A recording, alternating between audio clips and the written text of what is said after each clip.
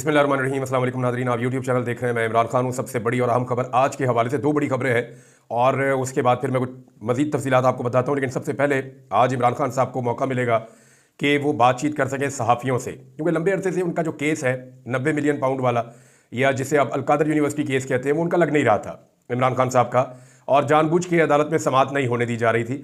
लेकिन आज अदालत में समाअत हो रही है। इमरान खान साहब बात कर सकते हैं सहाफ़ियों से। बहुत सारी चीज़ें आज सामने आने का इम्कान है। बहुत सारे लोगों को ये शक रहता है कि खबर अंदर से ठीक आ रही है या अंदर से ठीक खबर नहीं आ रही है, लेकिन जब इमरान खान साहब खुद बोलेंगे और सहाफ़ियों के सामने बात करेंगे तो फिर सारी चीज़ें सामने आ जाएंगी। ये साकिब बशीर साहब ने जो क्लेम किया, उन्होंने कहा कि 25 दिन बाद अडयाला जेल के दरवाजे कल अदालत के लिए खुलेंगे। आखिरी समाअत 3 अक्टूबर के बाद कल 28 अक्टूबर को एहतसाब अदालत 190 मिलियन पाउंड के केस की समाअत अडयाला जेल में करेगी। इस दौरान समाअतें G11 जुडिशल कम्प्लेक्स में जारी रहेंगी और पहले वहां पे हो रही थी। फिर कल इमरान खान की मुमकिन रद्दअमल भी जो उनका है वो सामने आ सकता है अब तक की जो सूरत है उसके हवाले से। यानी अब ये आज के दिन में इमरान खान साहब की सहाफ़ियों से मुलाकात और बातचीत हो सकती है। आज के दिन की एक और बड़ी खबर यह है कि 28 तारीख है और नए चीफ जस्टिस ऑफ पाकिस्तान तमाम जजेस के साथ फुल कोर्ट इजलास में बैठने वाले हैं। ये बहुत इंपॉर्टेंट एक इवेंट हो सकता है और इसमें कुछ ऐसी डेवलपमेंट्स या खबरें ऐसी सामने आ सकती हैं जो हुकूमत या अपोजिशन के लिए चौंका देने वाली हों। बहुत मुमकिन है, यानी यहां से एक रास्ते का तयन हो जाएगा कि तमाम जजेस या सुप्रीम कोर्ट ऑफ पाकिस्तान अब किस तरफ आगे बढ़ना चाहती है। चंद लोगों की तरफ से दावे सामने आए हैं सहाफ़ियों की जानिब से, वो आपके सामने रख देता हूं। लेकिन पहले आप ये देख लें कि अहम चीज़ें कौन सी। एक तो सदारती ऑर्डिनेंस वाला मामला है, वो यहाँ डिस्कस हो सकता है कि एक सदारती ऑर्डिनेंस के नतीजे में एक प्रैक्टिस एंड प्रोसीजर कमेटी के अंदर मनमानी तब्दीली की गई, फिर मनमाना बेंच बनाया गया, फिर मनमाना फैसला किया गया, फिर मनमानी आईनी तरमीम की गई। तो ये चीज़ें वहाँ डिस्कस हो सकती हैं। सदारती ऑर्डिनेंस, आईनी तरमीम, इंसानी हुकूक और सुप्रीम कोर्ट के इख्तियारात जो कम किए गए हैं 26वीं आईनी तरमीम के बाद। तो ये कुछ चीज़ें आज सामने आ सकती हैं। लेट्स सी कि वहाँ पे होता क्या है सुप्रीम कोर्ट ऑफ पाकिस्तान में। लेकिन एक बात तो क्लियर है, और वो बात क्लियर ये है कि हुकूमत की उम्मीदें पूरी हुई या नहीं हुई। यानी ये क्लियर है, ये ब्लैक एंड व्हाइट में अभी आपको 2-4 दिन में पता चल जाएगा और इसकी क्लैरिटी बहुत जरूरी है। हुकूमत के रवैये से आपको आइडिया हो जाएगा कि इनकी उम्मीदें पूरी हुई हैं या नहीं हुई हैं। लेकिन 3 जजेस में से एक जज को चुनना था, 5 होते तो 5 में से भी एक को चुनना था। ये तो मुमकिन नहीं है ना कि नवाज शरीफ साहब अपने घर से किसी बच्चे को उठा के या किसी नौजवान को उठा के वो चीफ जस्टिस ऑफ पाकिस्तान लगा दें। तो घर का बंदा तो वहां ला नहीं सकते थे। जो मौजूदा जजेस थे उनमें से एक जज को सुप्रीम कोर्ट ऑफ पाकिस्तान का चीफ जस्टिस बनाना था। अब 3 में से एक को बनाना था, तो उनमें से जो मोस्ट सूटेबल थे हुकूमत की नजर में या उनको जो पसंद आए जज साहब, पीपल्स पार्टी को, PMLN को और MQM को जो जज साहब पसंद आए वो जस्टिस याया अफरीदी थे। लेकिन याद रखिएगा वो इन तीनों में से पसंद आए थे, ये जरूरी नहीं है कि वो इनके पसंदीदा हों। तो अभी पता चल जाएगा कि हुकूमत की उम्मीदें पूरी हो रही हैं या हुकूमत की उम्मीदें पूरी नहीं हो रही नए चीफ जस्टिस से। हुकूमत ने इजलास भी तलब कर दिया है कौमी असम्बली का, क्योंकि देखें वहां पे हुकूमत की सुबकी बहुत हुई है आलमी सतह पे, पाकिस्तान के अंदर हर जगह पे। तो बिलावल ने शहबाज शरीफ से मुलाकात की, फिर हुकूमत ने फैसला किया कि वो इजलास तलब किया जाएगा ताकि वहाँ पे रोला शोरला डालें, वहाँ पे सेलिब्रेशंस करें कि जनाब हमने 26वीं आईनी तरमीम, बड़ा कोई कमाल हमने काम कर दिया है, तो हम आईनी तरमीम मजीद लेकर आएंगे। कोई 27वीं आईनी तरमीम की बातें हो रही हैं। तो एक्चुअली जो चीज़ें रह गई हैं वो क्या हो सकती हैं 27वीं आईनी तरमीम में। अव्वल तो 26वीं आईनी तरमीम इनकी जान नहीं छोड़ रही। अगर काजी फायद ईसा ना होते तो कभी भी 26वीं आईनी तरमीम पास ना हो सकती। ये बात बिलावल ने एतराफ़ किया है कि अगर काजी साहब सहूलतकारी ना करते तो ये कभी ना होता। अब क्या 27वीं आईनी तरमीम के लिए काजी साहब जैसी सहूलतकारी कोई करेगा? एक बड़ा सवाल है जो इस निज़ाम के सामने खड़ा है। अभी फौजी अदालतें बनाने का मामला जो है वो भी है, इंसानी हुकूक का मामला है, आर्मी एक्ट में तरमीम का मामला है। तो बंदे कैसे काबू करेंगे? फजलुर रहमान साहब का मौक़िफ़ क्या होगा? ये अब पाकिस्तान तहरीक इंसाफ के लिए एक जिम्मेदारी है कि 26वीं आईनी तरमीम तो हो गई है, ना सिर्फ उसको रिवर्स करवाना है, ना सिर्फ उसको चैलेंज करना है, बल्कि 27वीं आईनी तरमीम का रास्ता भी रोकना है। और उसका सबसे आसान तरीका यह है कि अपने बंदे काबू करें। जिन बंदे के ऊपर शक है या जिन बंदों ने दावे करने के बावजूद, जो लोग अभी कह रहे हैं जी हम तो गए ही नहीं थे, तो उनसे कुरान पाक पे हलफ लें, उनसे बात करें कि आप हलफ दीजिए और आप गारंटी दीजिए। और दूसरा फजलुर रहमान साहब से बात करें, जनाब आपने धोखा दे दिया पहले, आइंदा आप धोखा मत दीजिएगा, और आपको हुकूमत ने भी धोखा दिया है। फजलुर रहमान साहब अपने मुंह से खुद एक मरतबा नहीं, उनकी जमात बार बार ये कह रही है कि जस्टिस मंसूर अली शाह साहब को चीफ जस्टिस बनाएंगे। ये वादा हुकूमत ने बार बार किया था, लेकिन आईनी तरमीम पास होने के बाद हुकूमत अपने वादे से मुकर गई और जस्टिस मंसूर अली शाह साहब को छोड़कर तीसरे नंबर के जज जस्टिस याया अफरीदी साहब को उन्होंने चीफ जस्टिस ऑफ पाकिस्तान बना दिया है। मंसूर अली शाह साहब के मामले में हुआ क्या? मैंने आपको पहले भी एक खबर दी थी, मैं आपको दोबारा दोहरा देता हूं कि जस्टिस मंसूर अली शाह साहब से चीफ जस्टिस ऑफ पाकिस्तान की जो कुर्सी है ना, वो सिर्फ एक मुलाकात की दूरी पे थी। मैं आपको फिर बता देता हूं कि जिद सिर्फ इतनी थी कि जस्टिस मंसूर अली शाह साहब एक मुलाकात कर लें। अगर वो एक मुलाकात कर लेते और उसके अंदर कुछ बातें सुन लेते और कुछ बातें कह देते तो जस्टिस मंसूर अली शाह साहब जो है वो चीफ जस्टिस ऑफ पाकिस्तान होते।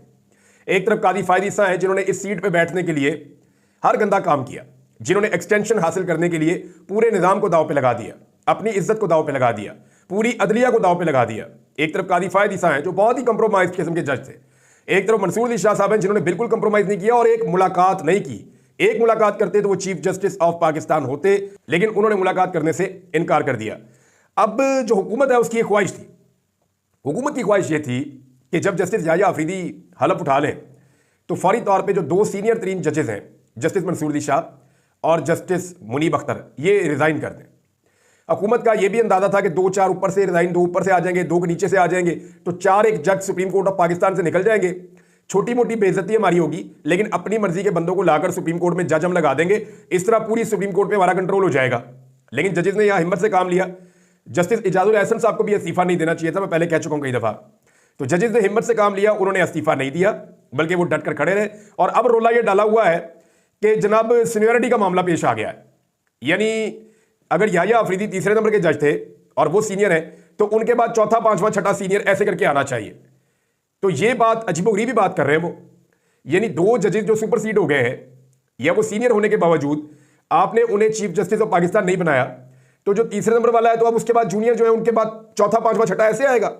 भाई वो जो पहले और दूसरे नंबर पे है वो तो चीफ जस्टिस बन के ऊपर चले गए ना।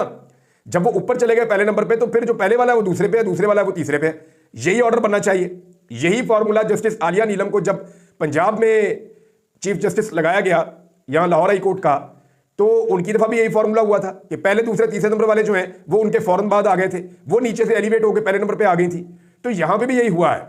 वहां कभी पीएमएलएन ने ऐतराज नहीं किया, पीपल्स पार्टी ने ऐतराज नहीं किया, लेकिन यहां पे ऐतराज कर रहे हैं। वजह सिर्फ ये है कि जजेस से इन्हें बुग़्ज़ है और ये चाहते हैं कि इन जजेस से किसी तरह जान छूट जाए। अब नए जजेस भर्ती करने की भी खबरें आ रही हैं, यानी कुछ सहाफ़ी हैं, उन्होंने ये कहा कि सुप्रीम कोर्ट ऑफ पाकिस्तान में तादाद को बढ़ाने के लिए अपने मनपसंद नए जजेस को इंडक्ट करने का हुकूमत ने फैसला किया है। 2-4 जज और लेकर आए ताकि जो है वो जैसे कादी साहब अकलियत में चले गए थे वो माहौल ना बने, बल्कि जजेस की अक्सरियत ऐसी होनी चाहिए सुप्रीम कोर्ट में जो हुकूमत की हामी हो। जस्टिस याहिया अफरीदी साहब के बारे में हसनात मलिक साहब ने एक दावा किया। उन्होंने कहा कि याहिया अफरीदी साहब की अपनी कोई ऐसी सोच नहीं है या उनकी अपनी कोई सिमत नहीं है कि वो इधर खड़े हैं या इधर खड़े हैं। वो देखेंगे अक्सरियती जज जिस तरफ जाएंगे, जिस तरफ इंसाफ का पलड़ा झुकेगा वो उस तरफ चले जाएंगे। तो ऐसे में हुकूमत के लिए जरूरी है कि वो ज्यादा जजेस को या ज्यादा हमायती जजेस को सुप्रीम कोर्ट ऑफ पाकिस्तान में पहुंचाए। तो मुमकिन है कि आने वाले दिनों में मजीद जजेस को अपॉइंट किया जाए।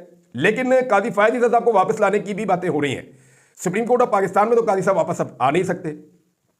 एक और आईनी तरमीम करेंगे तो आईनी बेंच बनेगा। आईनी तरमीम अगर करेंगे तो आईनी अदालत बनेगी ना। फिर अगर आईनी अदालत बनती है तो उसमें एक शिक रखी जाए कि जनाब हम रिटायर्ड जज को भी ला सकते हैं, तो फिर कादी साहब को ले आए, वरना नहीं ला सकते। लेकिन कुछ और आईनी ओहदों में भी देखा जा रहा है, क्योंकि कादी साहब जैसा बंदा डिलीवर करने वाला वो मिल नहीं सकता इस निजाम को, जिसने पूरा का पूरा बोझ अपने कांधों पर उठाया और जिसने इमरान खान के और पाकिस्तान तहरीक इंसाफ के बुग़्ज़ में हर चीज को तहबाला कर दिया। तो कादी साहब जैसा बंदा दोबारा इस निजाम को नहीं मिलेगा। तो कादी साहब को ला के लगाया कहां जाएगा? कुछ लोग कह रहे हैं कि जनवरी में मुद्दत मुलाजमत पूरी हो रही है जो चीफ इलेक्शन कमिश्नर है उनकी, और अगर चीफ इलेक्शन कमिश्नर चले जाते हैं तो उनकी जगह पे कादी फायद ईसा साहब को भी ट्राई किया जाएगा कि उनको लाकर यहां पे लगाया जाए। लेकिन वो पाकिस्तान में किसी भी एक सियासी जमात के लिए कादी साहब किसी सूरत भी काबिल कबूल नहीं होंगे। ये जनाब पूरा पाकिस्तान इस बात को बड़ी अच्छी तरह जानता है। अब एक और बात है जो सिद्दीक जान साहब ने की है, ये बात बड़ी इंपॉर्टेंट है और ये बात जुड़ी है 9 मई के साथ। 9 मई के जो मुकदमात हैं वो पाकिस्तान तहरीक इंसाफ के लिए एक मुसीबत बने हुए हैं। 9 मई का नाम लेकर इस जमात को जो है वो क्रश किया गया है, इसकी क़यादत को अभी तक जेलों में रखा गया है और लोगों को इंसाफ मिल नहीं रहा। तो 2 चीजें सुप्रीम कोर्ट ऑफ पाकिस्तान में पेंडिंग पड़ी हैं। एक जो मिलिट्री कोर्ट्स वाला मामला है, मैंने आपको बताया था कि जस्टिस याहिया अफरीदी ने आते ही जो दहशतगर्दी अदालतों के जज हैं उस हवाले से भी एक इजलास तलब किया है। नंबर 1 ये हो गया। नंबर 2, 9 मई के हवाले से सिद्दीक जान साहब ने दावा किया कि मुमकिन है कि यह मामला सुप्रीम कोर्ट ऑफ पाकिस्तान में समाअत के लिए लग जाए कि 9 मई को जो कुछ हुआ और जो मामला हुए उस पर कोई जुडिशियल इंक्वायरी या कोई और चीज, मुमकिन है ये चीजें यहां पे हो जाए, मुझे लगता नहीं है, लेकिन सिद्दीक जान साहब कह रहे हैं तो इसके पीछे कोई ना कोई बात होगी। उन्होंने बहुत सारी खबरें माजी में ऐसी दी हैं जो बाद में दुरुस्त साबित हुई हैं। अब सवाल यह पैदा होता है कि माजी में कादी फायद ईसा साहब ने फरमाया था कि जब हमारे पास दहशतगर्दी अदालत के जजेज हैं तो फिर हमें फौजी अदालतों की क्या जरूरत है। और ये उस वक्त कहा था जब असल में दहशतगर्द पकड़े गए थे जिन्होंने APS का सानिया किया था, बच्चों को शहीद किया था। तो ये तो एक सियासी जमात है पाकिस्तान तहरीक इंसाफ। तो यहां पे तो जो है वो दहशतगर्दी की अदालतें मौजूद हैं, तो दहशतगर्दी की अदालतों में ही दहशतगर्दी के मुकदमा सुने जाने चाहिए। और फौजी अदालतों का केस भी पेंडिंग पड़ा हुआ है सुप्रीम कोर्ट ऑफ पाकिस्तान में। अगर ये फौजी अदालतों का case supreme court of Pakistan में लगता है, साथ में जो 9 मई के केसेस हैं वो Pakistan supreme court of Pakistan में आ जाते हैं। और इसके अलावा जो है वो दहशतगर्दी के जजेस के हवाले से एक इजलास बुलाया है चीफ जस्टिस ऑफ पाकिस्तान ने। तो इन चीज़ों को आप जोड़कर देखें तो शायद ये ऊंट अब किसी करवट बैठ जाए। हो सकता है कि ये जो एक लंबा मसला चल रहा है 9 मई का, वो किसी से मत लग जाए, या ये बोझ जो है वो अब उतरे पाकिस्तान के ऊपर से। तो मिलिट्री कोर्ट्स का फैसला आने वाला है। मुमकिन है कि अब ये केसेस दहशतगर्दी की अदालत में चले, या देखना अभी भी सुप्रीम कोर्ट ऑफ पाकिस्तान के अंदर जो केस चल रहा है मिलिट्री कोर्ट्स का, 84 बंदे हैं पाकिस्तान तहरीक इंसाफ के, 84 लोग मुबैना तौर पे जो फौजी हिरासत में है, और इनको तकरीबन 1.5 साल से ज़्यादा हो गया है। इनके घर वाले बहुत परेशान हैं और ये हर जगह पे एहतजाज भी करते हैं, आवाज़ उठाते हैं, टेलीफोन कॉल्स भी करते हैं। तो वो सब लोग ये कहते थे कि कादी फायद ईसा जाएगा तो शायद हमें इंसाफ मिल जाए। तो अब मुमकिन है कि कादी फायद ईसा साहब तो चले गए हैं, शायद इंसाफ का सिलसिला शुरू हो जाए। पाकिस्तान तहरीक इंसाफ ने एक बड़ा तगड़ा एहतजाज किया नाजरीन बार्सिलोना में, स्पेन में, और ये शहबाज गिल साहब ने इसको लीड किया। इतनी बड़ी तादाद में पाकिस्तानी यहाँ पे नॉर्मली नहीं निकलते, लेकिन पाकिस्तान तहरीक इंसाफ के झंडे थे, बड़ी तादाद में लोग थे, खवातीन थी, बच्चे थे, वो सारे लोग निकले। उन्होंने इमरान खान से इज़हार यकजहती किया और बड़ी तादाद में वहाँ निकल के लोगों ने एहतजाज किया। दूसरा जो एहतजाज है वो नवाज शरीफ के घर के बाहर हुआ और बड़ा टकाकर एहतजाज हुआ। बहुत बड़ी तादाद में लोग पहुँचे। उन्होंने नवाज शरीफ साहब का बेहतरीन इस्तकबाल किया कि जनाब आप तो इलेक्शन हार गए पाकिस्तान में और आप ज़बरदस्ती की हुकूमत बना के मुसल्लत हो गए वहाँ पे। तो मियाँ साहब की वहाँ पे ठीक ठाक कर दी पाकिस्तानियों ने। बड़ी मुश्किल से मियाँ साहब को जो है वो घेर घार के उनके कारकुनों ने और पुलिस वालों ने उनके घर के अंदर घुसाया। मियाँ साहब की ज़िंदगी भी एक अजीब ही चीज़ बन गई है। यानी पाकिस्तान में आते हैं तो इलेक्शन नहीं जीत सकते, पब्लिक में निकल नहीं सकते, बरतानिया में जाते हैं तो पब्लिक में निकल नहीं सकते। ये वो आदमी है जो इस मुल्क में 3 दफ़ा वज़ीर आज़म रहा। कभी सोचा नवाज शरीफ के साथ ये क्यों हुआ? यानी मैं चैलेंज करता हूँ पाकिस्तान में लेकर नवाज शरीफ को सड़कों पे निकलो, देखो क्या हाल करते हैं लोग। आप बरतानिया में नवाज शरीफ को सड़कों पे लेकर निकलो, देखो लोग क्या करते हैं। ये क्यों हुआ नवाज शरीफ के साथ? उन्हें अब गुंडे बदमाशों की जरूरत क्यों पड़ती है, पुलिस की जरूरत क्यों पड़ती है, सिक्योरिटी की जरूरत क्यों पड़ती है, जो आसपास वो अपने जमा रखते हैं? वजह यह है कि उन्होंने पाकिस्तान की आवाम की उमंगों के खिलाफ पाकिस्तान की एस्टेब्लिशमेंट की गोदी में बैठ के बार बार पाकिस्तान के लोगों को तोहफा दिया है, बार बार पाकिस्तान के लोगों को धोखा दिया है। और मियाँ साहब के धोखों से तंग आकर पाकिस्तानी अवाम अब उनसे और उनके खानदान से मुतनफ़र हो गई है। ये जनाब वजह है मियाँ साहब से दूर हट जाने की लोगों के। तो नाज़रीन एक और खबर है और वो ये है कि अमेरिका में पाकिस्तानी गवर्नमेंट जो है वो लॉबिंग कर रही है और पाकिस्तान का पैसा खर्च हो रहा है। अवैस हमीद साहब ने ये खबर जो है वो पोस्ट की है, एक्चुअली ये डॉन के ऊपर छपी है। तो अवैस हमीद साहब ने इसको सिंप्लीफाई किया है, मैं आपको वही पढ़ के सुना देता हूँ कि अवाम के पैसे से इमरान खान के हामियों का तोड़। नेशनल सिक्योरिटी डिवीजन से मुंसलिक थिंक टैंक ने सालाना 40 करोड़ रुपए में अमरीकी लॉबिंग फर्म की खिदमात हासिल कर ली।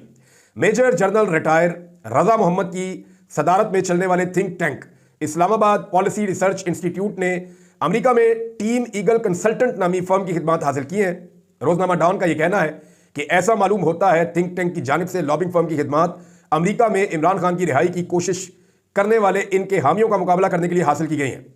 अमेरिका में पाकिस्तान की साबिक सफीर मलिया लोधी ने थिंक टैंक की जानिब से लॉबिंग फर्म की खिदमात हासिल करने पर संगीन सवालात उठाए हैं। उनका कहना है कि हुकूमती फंड से चलने वाला थिंक टैंक किसी लॉबिंग फर्म से कैसे मुआहदा कर सकता है? अवाम का पैसा अमेरिकी लॉबिंग फर्म को दिया जाएगा तो इस पर सवाल भी पूछा जाना चाहिए कि ऐसा क्यों किया गया है, इसकी वजाहत मांगी जानी चाहिए। कौम का पैसा लुटा रहे हैं जनाब, कि आप इमरान खान की मुखालफत में लुटा दो पैसा, जाके अमेरिका में लॉबिंग फर्म हायर करो, वहां पे पैसा खिलाओ लोगों को और उन्हें कहो जी आप इमरान खान के खिलाफ रहे। ऐसी ही लॉबिंग फर्म इमरान खान साहब के दौर में हायर की गई थी। जनरल बाजवा पे इसका इल्जाम था और यह कहा गया था कि हुसैन हक्कानी के साथ मिलकर उन्होंने कार्रवाई डाली और फिर इमरान खान साहब को अमेरिका में बदनाम किया गया। फिर आपने रजीम चेंज का पूरा ऑपरेशन भी देखा था।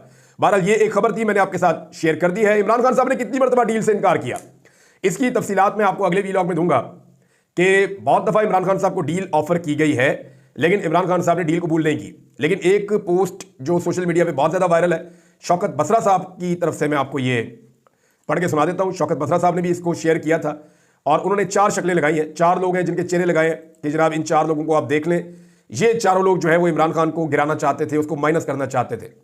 इसमें एक साबिक आर्मी चीफ जनरल कमर जवेद बाजवा की फोटो है, इसमें एक साबिक DGISI नदीम अंजुम की फोटो है, इसमें एक काजी फायज ईसा की फोटो है साबिक चीफ जस्टिस, और इसमें एक साबिक वज़ीर आज़म नवाज शरीफ की फोटो है। तो अब वो ये कहते हैं कि 4 अफराद जो इमरान खान को माइनस करना चाहते थे, चारों खुद निशाने इबरत बन गए हैं। ये जनाब शौकत मसरत साहब का ट्वीट है। अब तक के लिए इतने, अपना ख्याल रखिएगा, अपने चैनल का भी। अल्लाह हाफिज़।